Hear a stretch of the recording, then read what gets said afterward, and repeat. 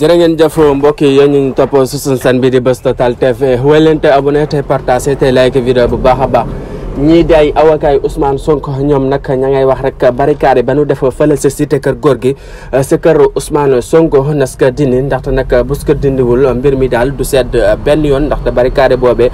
teguñu ko fenn Sénégal yi su bëri nag seen fit di tëf-tëfi rek ndax cour pénal international bi nga xamante ne si na moom la ñu dégg nag fii si réew mi ndaxte rek procès Ousmane Sonko Adji Sarr mën na nag ba verdict ba tàbbee ba léegi rek ñii ay farandooy Ousmane Sonko amuñu lu leen neex parce que nag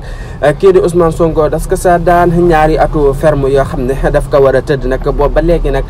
kenn yóbbu ko kaso nag maa ñu barricade fële sa cité kër góor gi ñu tëj ko ràpp sa cité kër góor gi kenn